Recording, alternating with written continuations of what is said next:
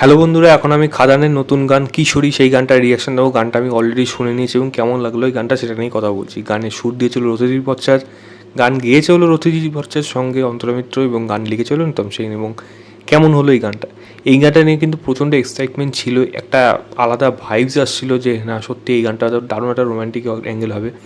কারণ ইদিকা পাল সঙ্গে দেবকে অবশ্যই দারুণ মানাচ্ছিল এবং ইদিকা পালকে এত সুন্দর লাগছিল, প্রত্যেকটা ছেলের অ্যাটলিস্ট ওয়েট করে থাকবে যে না ইদিকাকে যেন আমি স্বর্গের মানে রূপসীর মতো দেখবো। সত্যি লেগেছে, তাকে কিন্তু অসাধারণ সুন্দর লেগেছে ইদিকাকে, ততটাই মিষ্টি লেগেছে। এবং দেবের সাথে তার যে মানে কেমিস্ট্রিটা সেটা কিন্তু বেশ ভালোভাবে ওয়ার্ক করছে। গানের ভিজুয়ালস কিন্তু মারাত্মক।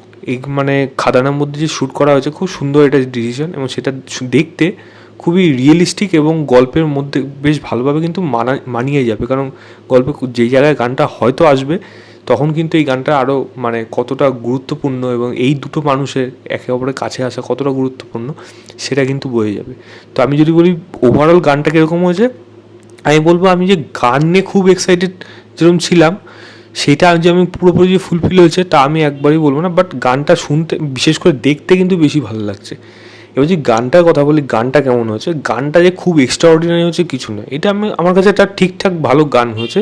খুব ভালো বেশি একেবারেই হয়নি, কারণ এই গানটার থেকে আমার অনেক কিছু এক্সপেকটেশন ছিল, সেই ফিলটা কিন্তু আমি গানটার মধ্যে পাইনি। এবং সেটা শুনে দেবে ফ্যানরা রেগে যেতে পারে, সত্যি বলছি আমার এটা এটা নিজেরই মনেরই কথা, এটা কোনো কারোর উপর রাগ না, এটা আমার ভালো লাগে ডেফিনেটলি, সেটা ভালো বলবো। ভালো হয়েছে ডেফিনেটলি হয়েছে, কিন্তু এটা এক্সট্রা অর্ডিনারি হতে পারেনি। আমার এক্সট্রা অর্ডিনারি আমি ভেবে রেখেছিলাম হয়তো হবে, দারুণ একটা কিছু হবে।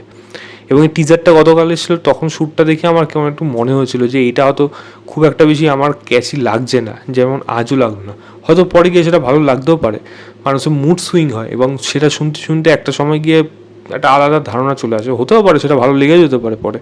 বাট ইনিশিয়াল স্টেজে কিন্তু গানটা যে খুব একটা বেশি আমার কাছে ওয়ার্ক করেছে তা কিন্তু না, কারণ আমি এক্সপেকটেশন অনেক বেশি ছিল। রথিজি নিজে কম্পোজ করছে বলে একটা রোমান্টিক সং ভালো আমি আশা করছিলাম, যেটা আমার এই গানটা ততটা ফুলফিল করতে পারিনি, পুরোপুরি স্যাটিসফাই করতে পারিনি। এটা মানে কিছুটা ভালো লেগেছে, আবার কিছুটা ভালো লাগেনি, এটা আমি বলতে পারি।